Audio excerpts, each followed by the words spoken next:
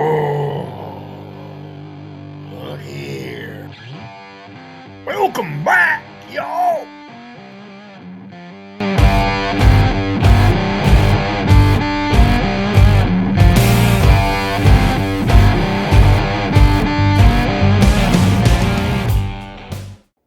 Welcome back to Neil RC, guys. This is a take 2 of this video because the other one shut off halfway through because people have got a call.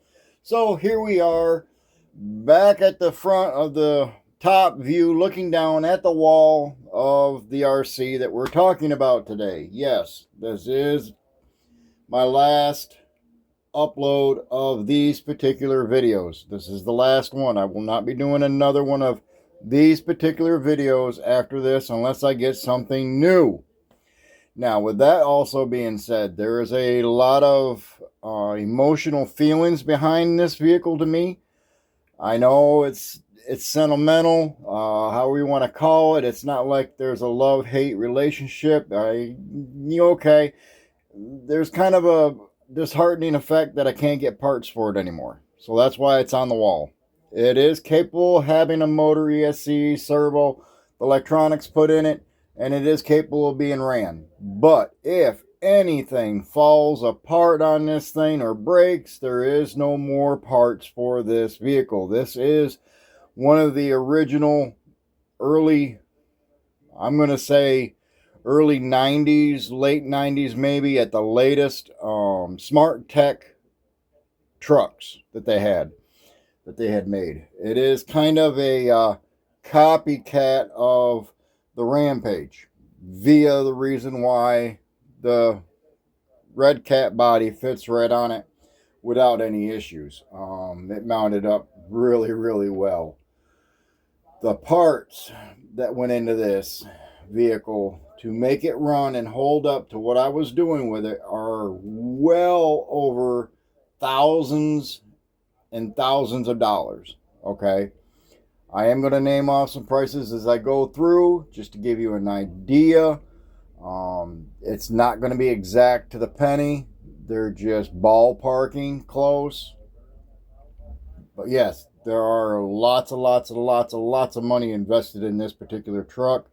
So I will go ahead and I'll take this body off and I will show you what I've got. Alright, there goes the top. And as you can tell, it is the Rampage body. The big boy. That's actually some millimeters thick on that one. And yeah, this vehicle here was had a lot to do with me and Screaming Beagle. He helped me out with some of this stuff. I did the other half of it. As far as him telling me how to hook it all up or whatever, that was beyond his wanting to get into it. So a lot of this came in by me.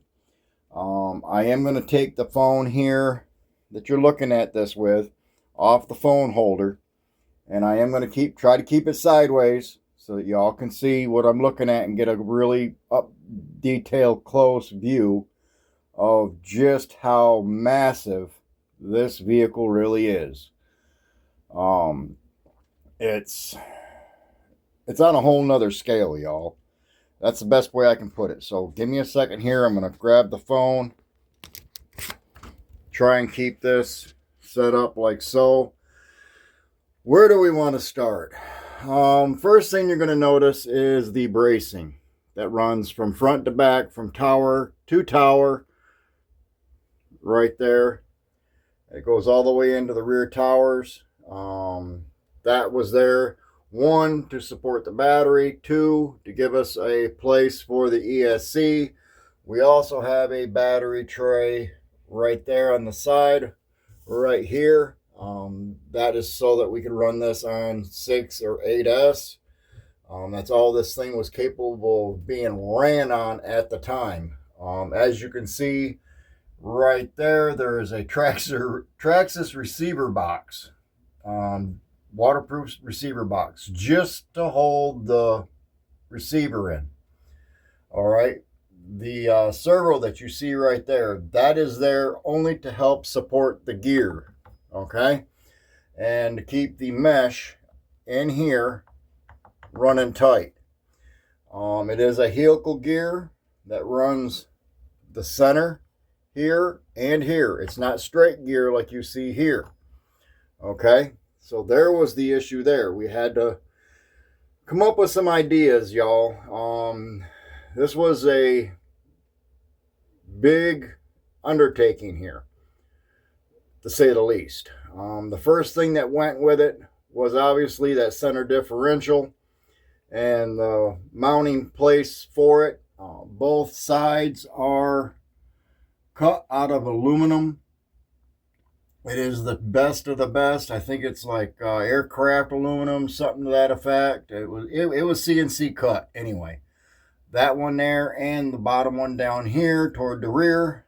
That piece you see right here in the center is actually stock. That's where your brake mechanism would go, right there in that square. That's how you would get it to stop. Between there and that hole right there, which activated it all, that's what actually did all that work. And then the brake was sitting literally, if I can get around that antenna, the brake was literally sitting right there off the drive shaft. So that was one of the things. Everything that was gas on this thing was taken all off and stripped down. That's where I started from, and then slowly converted it over to electric. This is the first electric vehicle that I had ever converted to gas. This was a step to what's gotten to me to where I'm at now. This vehicle, once I got it all taken care of, as you can tell from the tires that's left of it on here, I have one good tire, and that's that one right there. That's the only one that never blew up on it, okay? That one's blowed off the rim on that one with a big chunk out of it, as you can tell by what's inside it. This one down here was blowed up and stripped out of it. And then, as you can tell here, there's another chunk of rubber missing off of that one because it's still sitting on the old Walmart store roof. Yeah, foam and all. I got the foam piece picked up, but that rubber that you see there that's missing, yeah, it's somewhere up there on that roof because it flew up over top of that. If that tells you anything about how fast this truck actually had gone. The smallest pinion that I had on this truck was a 25 tooth. The largest pinion I had on this truck was a 35. Yeah, that's screaming. 8S system from Castle was in this. I did start out with originally a Hobbywing. The Hobbywing ESC didn't like it. It blew up. So there's that one. The front pieces that you see right there, and the diff, and the rear piece there on the diff right there, that whole section right there was $250 ish, okay? And it was a direct fit from the plastic. That was perfect. The motor mount that you see right there, that was a B&M, and if I can get this wiped off enough, B&M RC motor mount plate. And the battery trays also came with that, because I got the whole kit and caboodle when I ordered it from them. So that's a big, at that time that this was built, was a big help. That allowed me to space the motor out and get me set up for that. And then we put the one battery there in the center toward the front to help keep the front end down. And then we had the other battery down here on the chassis right there to help keep everything down more weight toward the front, because most of it all sits back here as far as the weight. The motor, the ESC sat back, had sat back here on that plate, And then everything back here, except for those shock towers right there, everything else is metal. Same way with the upper end up here. And if you haven't noticed, we have aluminum A-arms, CNC cut for front and back. Those were another $400, $200 a piece for each set. And then you had the motor mount battery trays that I had gotten, along with the mounting hardware. I believe that was another $350, $375, somewhere in that ballpark at the time. The shocks are the original shocks, all right? And the only way I'm going to explain how big those shocks are, you've seen me hold these simple wrenches that everybody uses. This just happens to be a 1.5 compared to the shock. Yeah, there's a full 1.5 ounces in each rear shock, which is basically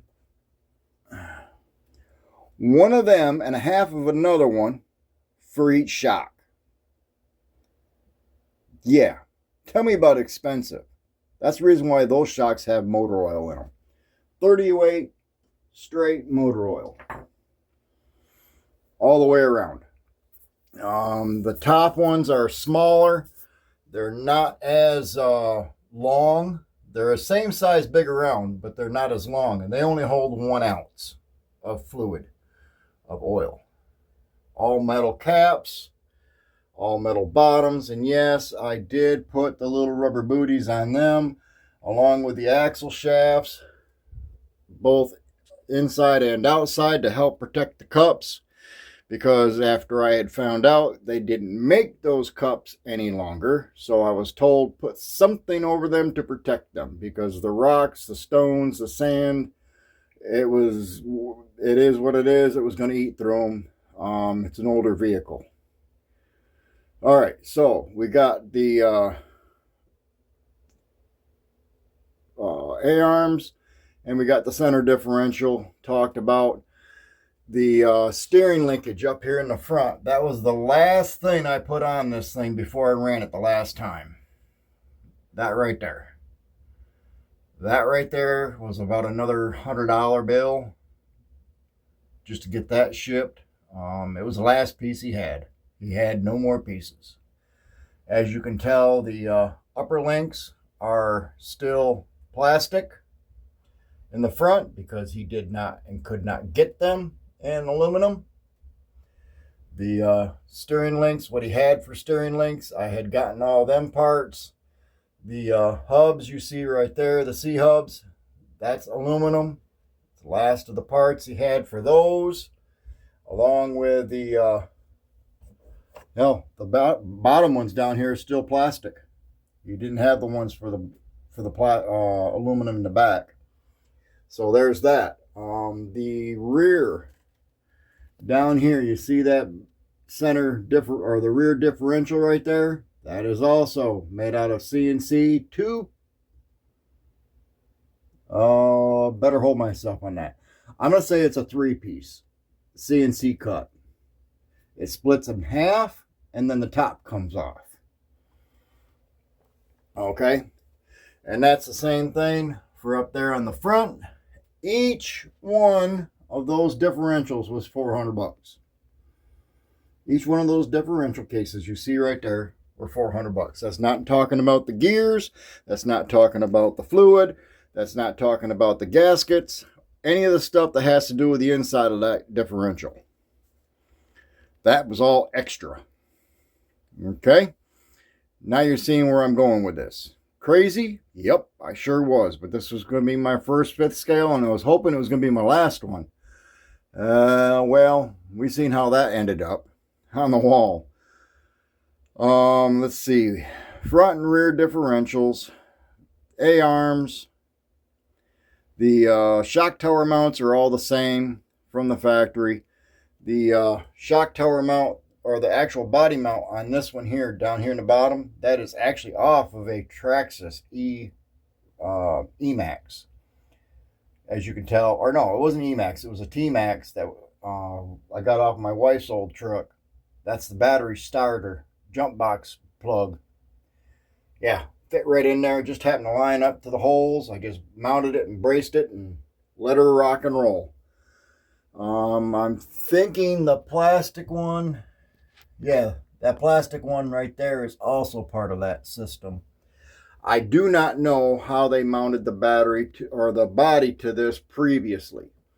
The body did not have any body mounts. It did the frame here, the chassis itself didn't have any body mounts to it. It was basically a somewhat running chassis with a motor, but we could never get it fired up. And if we did get it fired up, it ran for about 30 seconds to a minute and it quit. I went through, golly sakes, 5, 6 rip cords with this, trying to get it to start, and finally said enough was enough, and I pulled all the gas stuff off and turned it into electric. Mixing the gas here in Louisiana is a pain in the butt, because the weather is constantly changing from cool to hot, and when it does get hot, it goes from hot and dry to hot and muggy, quick. As you can see there, the servo would sit there. That is a big mammoth monster servo, and I was running this right here in that because it matched the frame. And yeah, it was an Endura 75 kilogram servo with a big horn. I'm keeping these only because the fact that I do have another 5th scale, actually 2 5th scales, so there's that. And I'm sure you've seen all that already, so we don't need to go into that. The few parts I have left of this, I believe, is going to consist of the rear upper links, the tie rods for the steering is about all I have left in parts. The plastic parts that were on this actually had cracked and broke and shattered. We call it grenaded here. Yeah, completely grenaded apart to the point where we were losing teeth off of gears. It was a bad situation, but they still held up now that they're all CNC cut aluminum. So yeah, there you go. There's my money man right there. All the money I had in the world at the time went into this RC. Every week I was buying something. Every month I was buying something, I should say. A lot of money sitting there on the wall. That's why it's staying on the wall.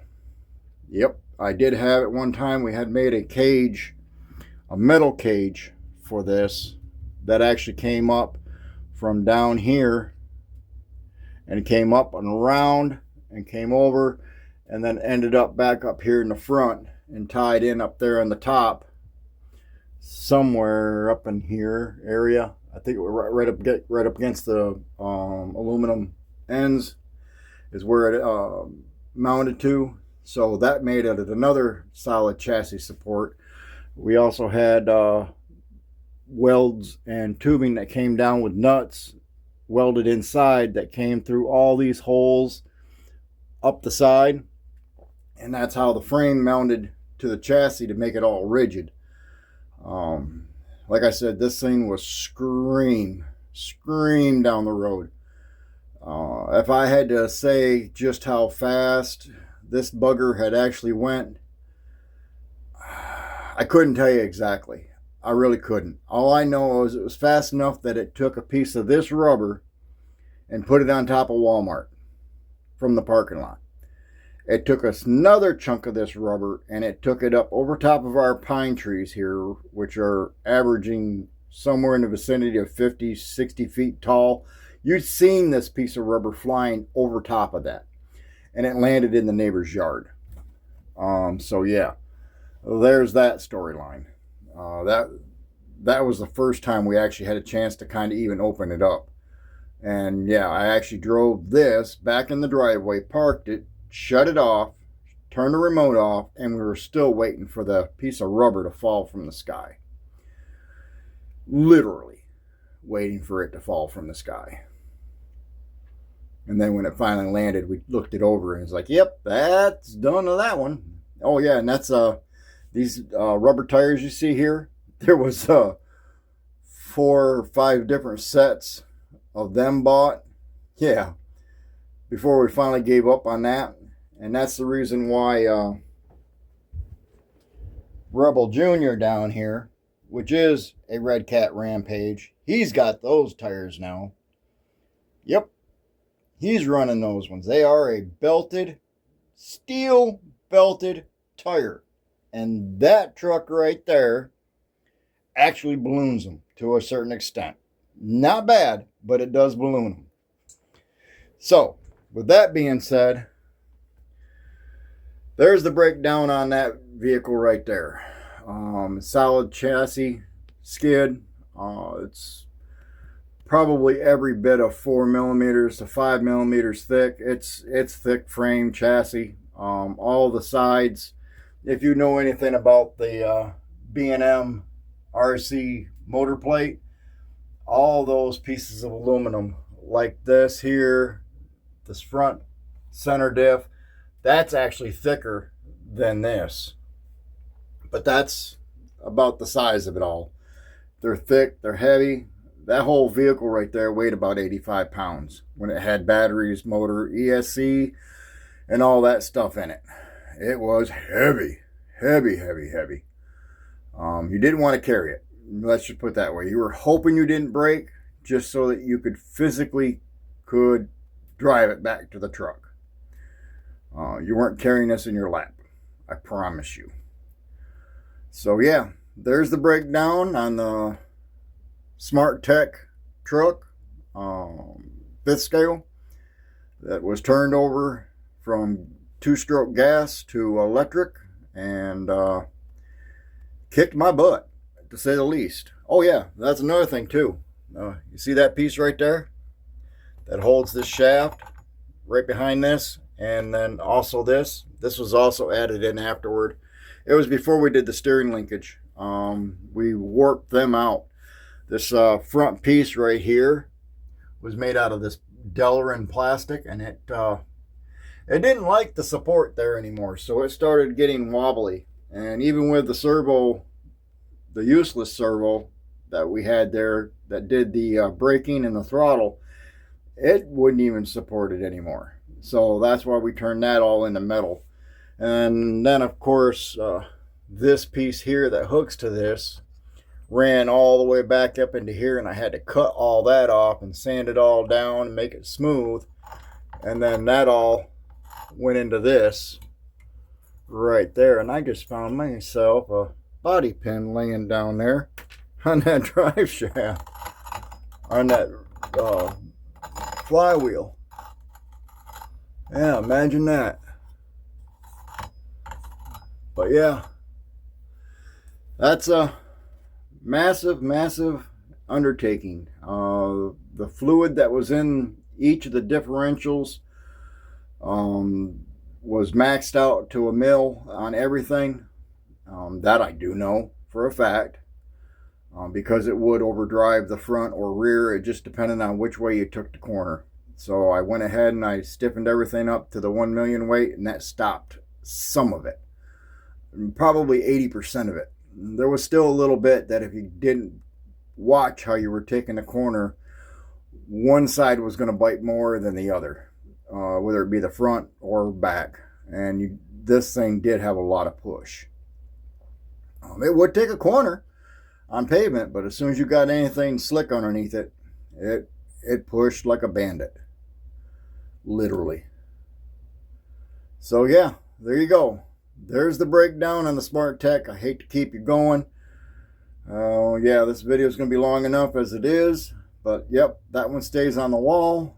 Won't see pavement, daylight ever again. And as you can tell, there's plenty of dust on it from how long it's been sitting there. It's a reminder to keep struggling, keep pushing forward to me. That's why I keep pushing with these videos. I keep pushing my content. I keep pushing myself to go out and run these things. That way they don't ever die like this thing did. I was too late for this one. I couldn't be there early enough to keep this one from going that route. So what was it? What was it? So there you go. There's the last video of this talk through. I will let you all go from here. Thank you very much again for stopping by and checking out Neil RC. We do appreciate you. And like I said, from here on out, whenever this video posts, this one here will be the last vehicle walkthrough, unless Neil RC ends up getting a new vehicle that you haven't yet seen. That's when you'll see that new vehicle. That's when you'll see a new vehicle that we talk about here on this channel. Until then, that's all, folks. We thank you for tuning in every week and watching the videos. Hopefully these videos are getting out there and people are watching. I still, as of this time, am seeing increases. I'm still at that 182 mark when I did this video. And this video is quite a few months in advance. Can't do anything about that because I promised everybody one Sunday each week was going to be a video doing this alone, because I did have some people ask about it. So that's what they got. Now that it's done, we can actually go out and actually have fun. And by now you'll be seeing videos of running at the track, running at different courses, running on different places. You'll be starting to see a lot more of that come in after this video, and throughout the week on Wednesdays you'll start seeing more of that because these videos are done. We appreciate y'all. Thanks again for stopping by. Don't forget about that Amazon link that sits down there in the description. Make sure you hit that up and look into it. If you're doing Amazon shopping, it'd be greatly appreciated. Use that code, go in there, buy your things, get your things. And that commission that I do get off of that goes right back into this hobby, so I can buy another vehicle for the hobby if there's enough people in there doing their thing. That's all I can say. Thank you again. This is Neil RC. Go out and have fun and enjoy your time.